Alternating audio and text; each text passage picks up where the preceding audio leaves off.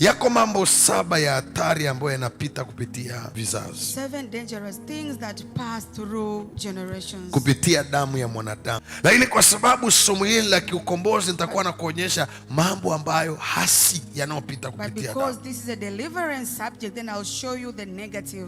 Na yakakusababisha ukateseka ukitafuta mchawi ni nani. Lakini nguvu ikawa imefungamanishwa kwenye damu yako. Jambo la kwanza, the first thing, uovu unapita can pass kupitia damu. Sijasema dhambi, not sin, sijasema makosa, not transgressions. Nimesema uovu, I said iniquities, unapita can pass kupitia damu. through blood. Wako watu wengi ambao wametaka kutembea na Mungu inavyotakiwa, There are a lot of people who want to walk with God accordingly, wakajikuta kila wakijaribu, but every time when they try it, wanashindwa. they fail. Moja ya kitu cha hatari sana ambacho kinapita na damu. One of the very dangerous thing that normally passes with Na hapo blood. unaponisikiliza, angalia nani amekuzaa. When you are listening, just check who born you. Ana sifa gani? Hata kama umeokoka, Even if you are born again. nani alimzaa aliyekuzaa? Who bore the one who born Nitakutajia you? aina kama 4 za uovu wa hatari I'll ambao show unaweza you kupita 4 kwenye damu. types of iniquities that pass through blood. Na vikawa ni kitu ambacho kinakuja kukuotea baadaye. And it normally, Ubaya wa uovu ni nini?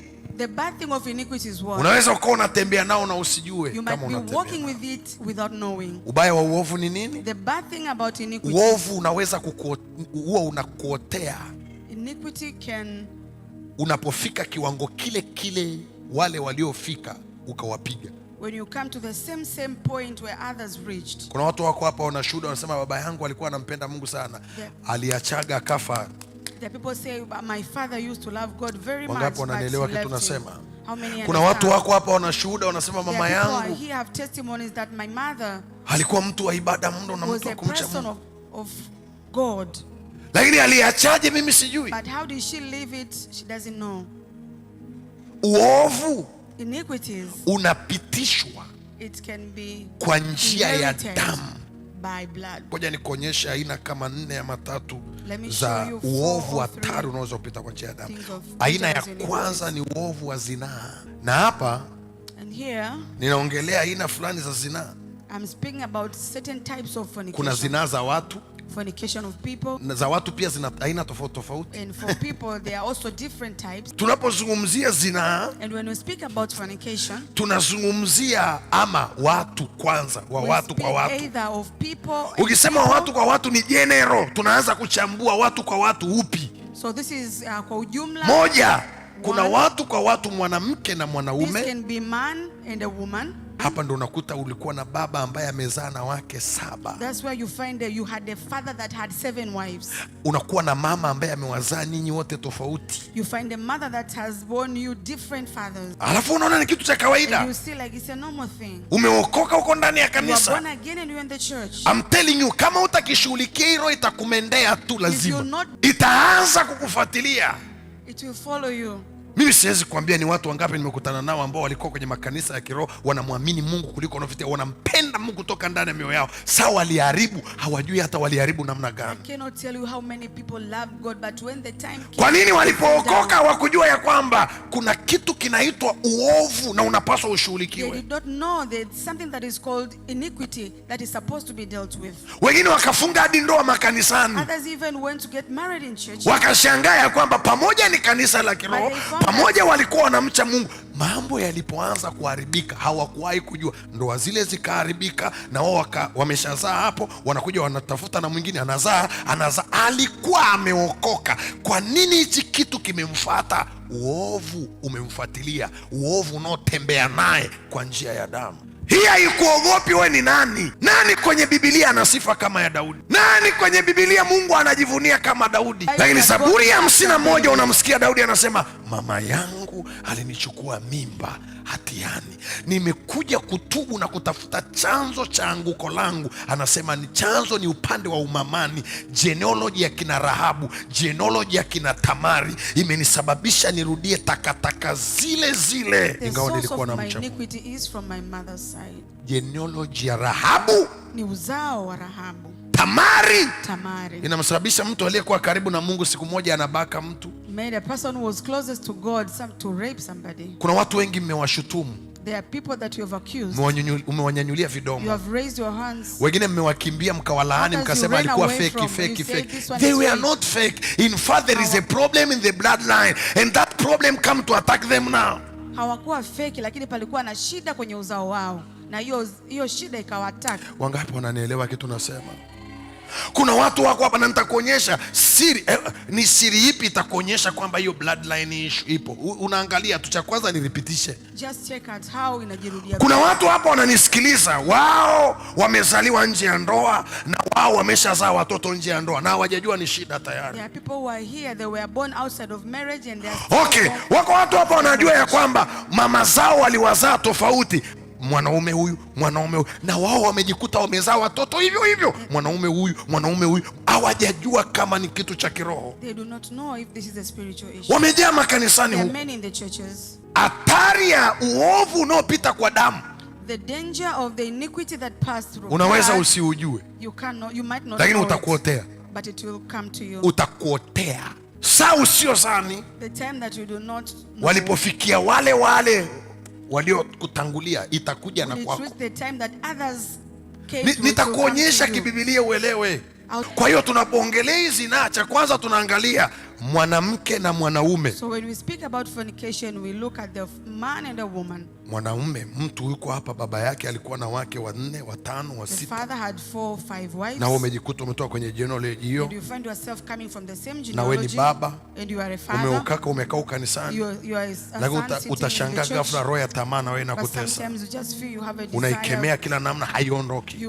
Rebuke it and it does not go. Unaweza ukafukuzwa kanisa A, ukafukuzwa ukapelekwa kanisa B, kitakachokusaidia so this physical being is how you can understand it's a blood issue now. It must be deed spiritually. Ni pale utakapoelewa kwamba hii ni issue ya damu ambayo itakuwa kushughulikiwa. Nilikutana na apostle mmoja ambaye ameoa wake 4 wote akawaacha. Kaoa wa kwanza, nasema nikagundua ni mchawi nikaachana naye. Akaoa wa pili, akagundua ni mchawi akaachana naye. Akaoa wa 3, akaoa wa 4. Wakati namuuliza, akaniambia Mungu ni mwaminifu, alikuwa ananiokoa nao. Nikamwambia you are lying. You are lying. Angalia ukoo. Nilipomwambia angalia ukoo wa kwenu, akasema ni kweli baba zangu nao walioa hivi hivi. Kumbuka ni apostle na anamtumikia Mungu. Usiponielewa ninachosema, kuna vitu utarisisha watoto wako kipumbavu, kwa sababu Mungu alishakuleta kwenye meza ya kutoka, lakini hukujua umuhimu wa kutoka. Kwa hiyo tunaangalia zinaa kama mwanamke na mwanaume. Hapa ndio mahali inasema ya kwamba unajikuta kwenye familia mama amewazaa tofauti tofauti. So you find mother has born you differently. Dada, mimi nimekutana na watu ambao kwenye huduma huku kuna kiwango cha kihuduma anataka kupita, lakini kuna uovu wa mama yake umemkamata. You never go anywhere. Hii ndo anasema Daudi, anasema mama yangu alinichukua mimba hatiani. Hiyo ndo anachosema Zaburi ya 51. Anasema mama yangu alinichukua mimba hatiani. Na anaposema mama, hamaanishi mama aliyemzaa, anamaanisha genealogy ya mama yake. Anaangalia Tamari alikuwa nani, who Tamari was. Anaangalia Rahabu alikuwa nani. Anakuja karibu, anamwangalia mpaka yeye anajikuta anakosea. Kuna kitu kimepita kupitia damu. There's something that has passed through blood. Na ndio maana baada ya somo hili kuna watu wengi mtaenda kumpendeza Mungu kirahisi. Nitakuonyesha alama ya kwamba uovu ukikaa ndani yako utajitahidi kwa nguvu zako zote. Kuna watu wanajitahidi kuacha zinaa kwa nguvu zao zote. Kuna watu wanajitahidi hivi vitu wanavyosema wanatamani waviache kwa nguvu zao zote, lakini haiwezekani. Wanaacha mwezi mmoja, mwezi unaofuata wanaanza kwa nguvu ile ile, na saa zingine nguvu kubwa zaidi ya ile ya mwanzo. Kwa nini? Kwa sababu ya uovu uliopitishwa kupitia damu. I cannot tell you how many people I meet in this life and ministry who have been suffering with what we call bloodline in the issue of iniquity. Kwa hiyo Daudi alipokuwa anatubu aliangalia, so David, when was he repenting, nini kimenisababisha mimi nikosee kikubwa hivi? What is the reason that made me fall? Alipoiangalia historia yake akagundua about his history, mama yangu alinichukua mimba. His mother took him in iniquity. Kwa hiyo uovu ni kitu kinachojificha kwa ndani. So iniquity is something that it is hidden inside the blood. Kimejificha, kiko kimya. Is hidden. Kinakungojea. It just wait for you. Wakati utakapotakiwa. The time that it is needed. Alafu utajifunua. And then it will reveal itself. Na ikishajifunua kwako matokeo yake. And when it reveals itself, the consequences. Nikiwaambia sasa hivi hapa, wangapi wanapitia situation kama hizo hapa? Kuna watu yamkini wameshazaa watoto 4 na wanaume tofauti tofauti, na wako hapa wametulia. I know there are people here that pass through the same. Wakirudi nyuma hatua moja, watagundua tabia hiyo ama hiyo spirit iko kwa mama yake ama iko kwa nani, wataikuta inapita kwa njia ya damu. Lakini pia kuna ule uovu wa mwanamke pia kwa mwanamke, hii roho ya usagaji. Na ndio maana kama ni mwanamke msagaji unanisikiliza hapa, nataka nikwambie, usipotubia uovu huo, mtoto utakaye mzaa wa kike atabeba spirit ile ile. If you do not repent of this, your child will carry the same iniquity. Kuna familia ambazo zimekuwa ni wasagaji tangu vizazi. There are families that have been lesbians from generations. Hiyo roho imepita, uovu huo umepita kutoka kwenye kizazi chao. Lakini kuna familia ambazo ni uovu wa mwanaume kwa mwanaume. Bado hujasikia mwanaume kwa mwanaume. Kuna familia ambazo tangu awali kazi yao ilikuwa ni ufiraji. Na hiyo sifa inasikika kila mahali. Na si yule baba hakuwa mtu mzuri. You hear that man was not a good man. Alikuwa anatesa wanaume wenzake.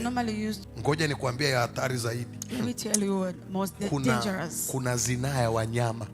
There is a fornication of animals. Wangapi wamewahi kusikia hii?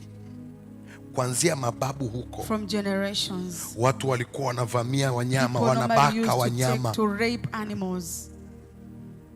Leo hii unakuja kuwa na mtoto. Now that you have a child. Sikwambii ni kesi ngapi nimekutana na watu wanaletea ofisini. I cannot tell you how many cases I get in my office. Wamekamata mtoto anabaka kuku. That have caught a child raping a chicken. Wamekamata mtoto anabaka mbuzi. They have caught a child raping. Na tulipokuja kuomba, and when we were praying, Roho wa Mungu anasema ni roho iliyo ndani ya familia. Walipoenda kufuatilia wanakuta tangu mababu zao. Yani yupo kiumbe tu ambaye amewahi kufanya namna hiyo, na ile spirit nayo imeingia inafuatilia watoto. Hebu niwekee andiko hilo, kitabu cha Mathayo ile sura ya 12 mstari wa 30, anasema akajibu akamwambia, kizazi kibaya na cha zinaa chatafuta ishara, wala kitapewa isipokuwa ishara ile ya Yona. Kwa nini ana mention kizazi hichi? Kwa nini anataja this generation? Kuna watu wengi bila kujua wamejikuta ni wahanga wa bloodline, mlolongo wa damu. Mlolongo wa damu. Kuna tabia, kuna uovu ambao umepita kupitia damu, that have passed through blood, ambao unawatesa, that is tormenting them. Na saa zingine unaweza kufikiri ni ile dhambi kukingayo kwa upesi. In fact, sio dhambi kukingayo kwa upesi, ni uovu uliofichwa kwenye damu. Iniquity that is hidden in the blood. Kwa sababu kuna roho inakusukuma kurudia pattern zile zile that pushes you to repeat the same pattern walizopitia ndugu zako. That others have passed. Lakini habari njema Yesu ametutuma. But the good news that Jesus has brought, na maandiko yanasema alikuja kuokoa wanadamu na dhambi zao. Ni wazi ya kwamba Bwana atafuta uovu huo, wala utakuwa ndani yako tena. Shantarabasiata, nasema Bwana atakuondoa kwenye hilo dimbwi katika jina la Yesu aliye. Uovu unazuia viwango vya Mungu kujifunua kwako. Uovu unakwamisha neema, kitu Mungu alichokupa ndani yako kisitokee. Ni ngumu sana kumpendeza Mungu kama una kifungo cha damu, mlolongo wa damu. Utajitahidi kwa nguvu zako. You will try a lot. Alafu nguvu zako huwa zinafika mwisho. But your own effort will normally come to an end. Mwanadamu ni dhaifu sana akishakutana na nguvu za giza. Very weak when he meets dark forces. Kama ana nguvu za Mungu. If he does not have the power of God.